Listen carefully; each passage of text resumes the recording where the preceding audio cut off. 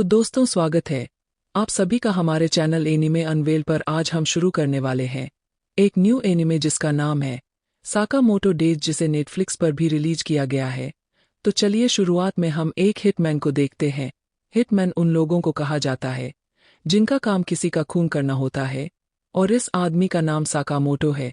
Sakamoto के सामने कई सारे लोग आते हैं जिन्हें वो एक एक करके मारने लगता है, और इस काम में उसे बिल्कुल भी परेशानी नहीं हो रही थी। वो इन सभी लोगों को बुरी तरह से मार देता है, और हमें बताया जाता है कि कुछ समय पहले एक लेजेंडरी हिटमैन हुआ करता था जिसका नाम था साकामोटो तारो। हर गैंगस्टर उसके नाम से डरता था और हर हिटमैन उसके जैसा बनना चाहता था। लेकिन एक दिन उसे एक लड़की से प्यार हो गया और उसने अपना हिटमैन वाला काम छोड़ दिया और उसने उस लड़की से शादी कर ली और उनको एक बेटी भी हुई। और वो काफी मोटा हो चुका है और अपनी छोटी सी दुकान पर काम करता है। एक दिन एक लड़का साकामोटो को ढूंढते हुए उसके स्टोर तक आ जाता है। इधर साकामोटो एक बच्चे को निशाना लगाते हुए देख रहा था जो बार बार उनकी दुकान पर आता है। अचानक ही इस बच्चे के बैग से इंक की बोतल गिर जाती है, जिससे एक आदमी की सफेद पैंट गंदी हो जाती है। ये देख उस आदमी को गुस्सा आता है और वो उस बच्चे को उठा लेता है। वो उस बच्चे को मुक्का मारने वाला था, लेकिन साकामोटो उसका हाथ पकड़ लेता है और फिर अपनी पेंसिल उसकी गर्दन में घुसाकर उसे जान से मार देता है। असल में वो उसे मारता नहीं है, बस ऐसा करने का सोचता है, और वो आदमी दुकान से बाहर चला जाता है। ये सब उस लड़के ने भी देख लिया था जो साकामोटो को ढूंढते हुए यहाँ आया था। वो जानता है कि साकामोटो उस आदमी को पेंसिल से मारने की सोच रहा था। असल में यह लड़का भी एक हिटमैन है और इसका नाम शिन है। इसे सिक भी कहा जाता है क्योंकि ये लोगों का दिमाग पढ़ सकता है। साकामोटो अब इसे एक थप्पड़ मारने का सोचता है, जो देख शिन डर जाता है और बोलता है कि मैं शिन हूँ और मैं आपके अंदर काम किया करता था। ये दोनों अब बाहर जाकर बैठ जाते हैं और शिन कहता है कि यानी कि सच में आप एक छोटी सी दुकान पर काम करने लगे हो। शिन चाहता था कि साकामोटो अपने पुराने काम में वापस लौट जाए। साकामोटो अपने मन में कहता है कि मेरे हिटमैन वाले दिन खत्म हो गए हैं। जो सुन शिन बोलता है कि आप लेजेंडरी हिटमैन हुआ करते थे, हर गैंगस्टर आपसे डरता था। आखिर साकामोटो वो सब कैसे छोड़ सकता है। साकामोटो उसकी बात का कोई जवाब नहीं देता और अपने नूडल्स खाने लगता है। कहता है कि अब वो कितना मोटा हो गया है, उसे पहचान पाना भी मुश्किल है। इतना कह के वो अपनी सिगरेट जलाने लगता है, लेकिन साकामोटो बिजली की तेजी से उसकी सिगरेट काट देता है क्योंकि यहाँ नो स्मोकिंग का बोर्ड लगा हुआ था। साकामोटो की स्पीड देख शिन समझ जाता है कि भले ही ये मोटा हो गया है, लेकिन अब भी उतना ही खतरनाक है और वो चाहे तो शिन को वो भी मार सकता है। तभी एक डिलीवरी वाला साकामोटो का कुछ सामान लेकर आता है और उसे साकामोटो की हेल्प भी चाहिए थी। जो सुन शिन को लगता है कि शायद साकामोटो अब भी हिटमैन वाला काम करता है और एक काम आदमी होने का दिखावा करता है, लेकिन ऐसा कुछ भी नहीं था। डिलीवरी मैन को अपना पैर काटने में साकामोटो की हेल्प चाहिए थी। साकामोटो टाउन के लोगों की छोटे मोटे काम में मदद करता रहता था और बच्चों से लेकर बूढ़ों तक सब उसे पसंद करते थे। इतने बड़े हिटमैन को ऐसे पिद्दी काम करते देख शिन को गुस्सा आता है और कहता है कि उसकी नज़र में साकामोटो की रिस्पेक्ट कम हो गई है। इसके बाद शिन अपनी कार में जाके बैठ जाता है और सोचता है कि वो पूरे 5 साल बाद साकामोटो को देख रहा है, लेकिन वो अब भी कितना कमाल का है। मोटा शरीर होने के बाद भी उसका ऑरा कम नहीं हुआ। काश वो फिर से उसके साथ काम कर पाता। तभी शिन को अपने बॉस का कॉल आता है, जो पूछता है कि क्या तुमने साकामोटो को वापस काम पर आने के लिए मना लिया। शिन कहता है कि नहीं। जिस पर उसका बॉस कहता है कि तो फिर उसे मार दो, अगर कोई हमारी गंग छोड़कर जाता है तो हम उसका सफाया कर देते हैं। यही हमारी दुनिया का नियम है, और अगर ये काम शिन नहीं कर सकता तो वो किसी और को भेज देगा। शिन को असल में साकामोटो को मारने ही भेजा गया था, लेकिन वो उसका बहुत बड़ा फैन है और ऐसा नहीं करना चाहता। लेकिन काफी सोचने पर शिन समझ जाता है कि उसके पास और कोई ऑप्शन नहीं है। अगर उसने साकामोटो को नहीं मारा तो कोई और मार देगा, तो अगर साकामोटो को मारना ही है तो उसी के हाथों होना चाहिए। अगली सुबह शिन वापस साकामोटो की दुकान पर पहुंच जाता है, जहां उसकी वाइफ कहती है कि तुम तो कल भी आए थे ना। पर शिन उसका कोई रिप्लाई नहीं देता और अपनी गन में साइलेंसर लगा के स्टोर के अंदर चला जाता है।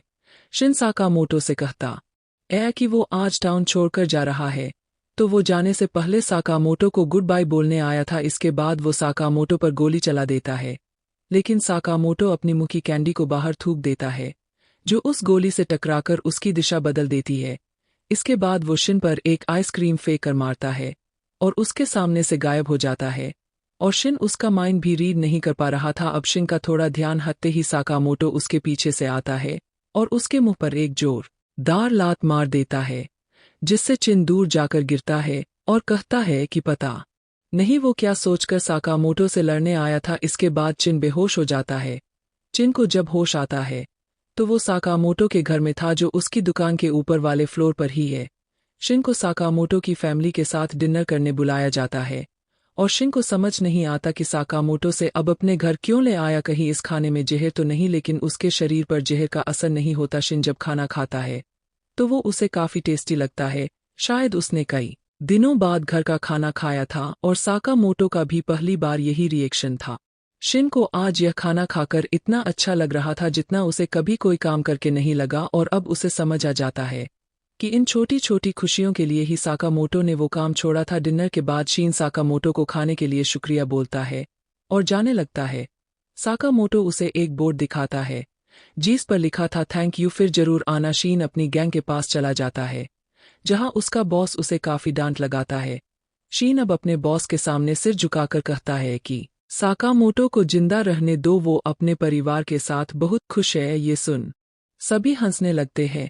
उसका बॉस कहता है कि साकामोटो ने हमारी दुनिया का नियम तोड़ा है और अपनी जिम्मेदारियों को पीठ दिखाई है, तो हमें उसे मारना ही होगा। शीन अब कहता है कि साकामोटो की जगह मैं मर जाता हूं, लेकिन उन्हें जिंदा छोड़ दो। बॉस कहता है कि ठीक है, तुम मर गए तो हम साकामोटो को छोड़ देंगे। और फिर बॉस मन में कहता है कि कितना बुद्धू है ये, मैं इसकी बात क्यों ही मानूंगा। उसकी मन की बात शीन सुन लेता है और उल्टा उसी पर गन फायर कर देता है, जिसके बाद इनमें लड़ाई हो जाती है।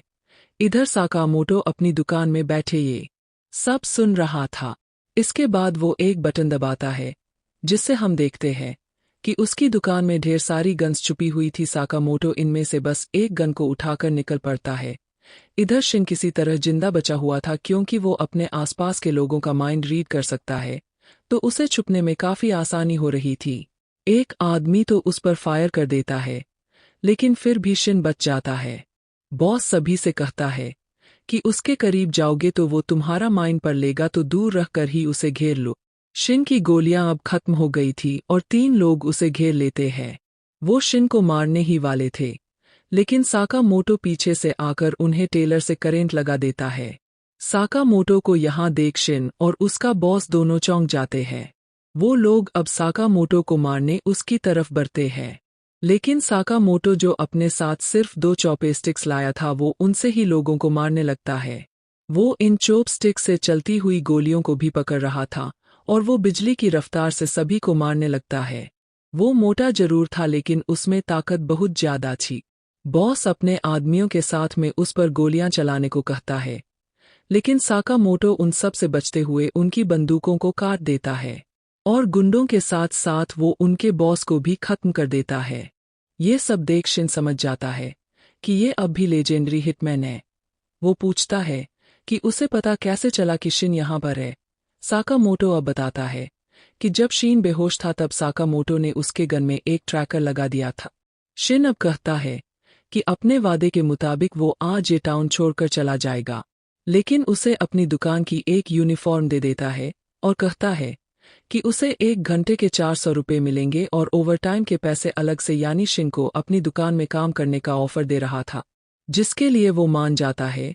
और अगले दिन से ही शिन भी साकामोटो के साथ उसकी दुकान पर बैठने लगता है। वो देखता है कि रहीमन के सारे कप को साकामोटो ही खाली कर रहा था। अपनी माइंड रीड करने की पावर से शिन लोगों को उनका सही सामान दे पा रहा था और साकामोटो की वाइफ और बेटी को भी वो बहुत अच्छा लगता है। वो बच्चा उसे बाहर चल के खेलने को भी बोलता है, लेकिन शिन कहता है कि अभी उसकी शिफ्ट खत्म नहीं हुई है और ये काम उसके पिछले काम से तो कहीं ज्यादा अच्छा है।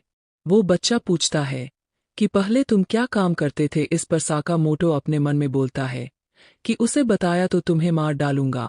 जो सुन शीन कहता है कि पहले वो सफाई का काम करता था। और ये एपिसोड यहीं पर खत्म हो जाता है। तो मिलते हैं नेक्स्ट एपिसोड में। अगर आप हमारे चैनल पर नए हैं तो चैनल को सब्सक्राइब करके बेल आइकॉन जरूर दबाइए।